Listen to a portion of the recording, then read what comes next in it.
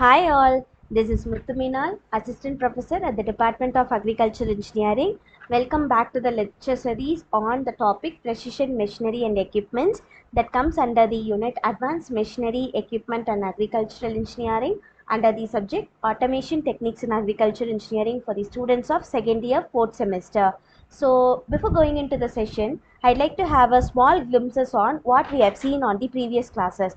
We have seen something about precision agriculture and what are the machineries involved in precision agriculture and what are the operations involved in it to attain automation and why the precision agriculture is needed, and we have also seen what are the tools and equipments necessary under precision and agriculture engineering. Today we'll have a brief conversation on these tools and equipments and how we can adopt these tools and equipments while automating our agriculture engineering systems. So the first one is, as we have seen at the flow chart itself, it's GPS and GIS. Which is indicated as Global Positioning System and Geographic Information System.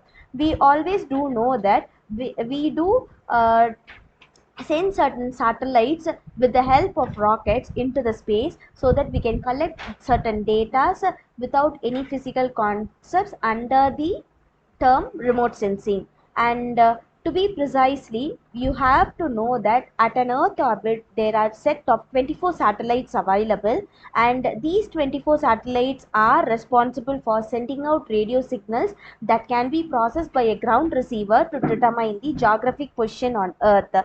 And 95% of probability that the given position on the earth will be within the 10 to 15 meters of this actual position, and the satellites give us a probability success rate of 95% as I have given over here.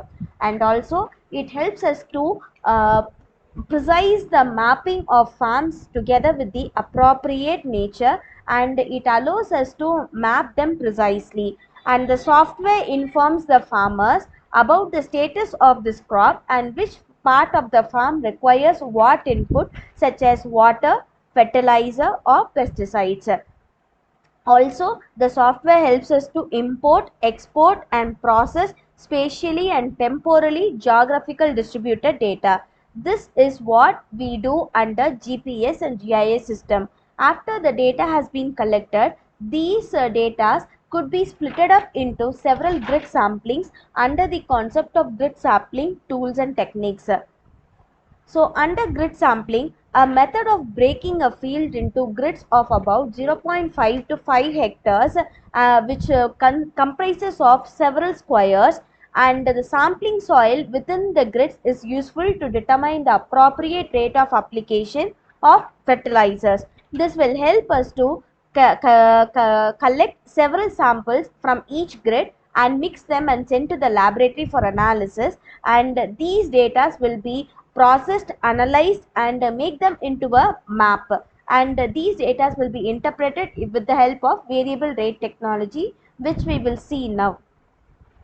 Here I have given that the existing field machinery with the added electronic control unit and onboard GPS can fulfill the variable rate requirement of input, and also the spray booms and the spinning disc applicator with the ECU and GPS have been used effectively for patch spraying. So during the creation of nutrient requirement map, profit maximizing fertilizer rate should be considered more than that of the yield maximizing fertilizer rate, and these will help us in correlation of yield maps also. So the yield maps have been produced by processing these kinds of data from the adapted combine harvester that is equipped with GPS and integrate them with a yield recording system. This involves the recording of the grain flow through the combine harvester while recording the actual location in the field at the same time, and the sensors which are connected with the harvesters will help us to collect the data remotely,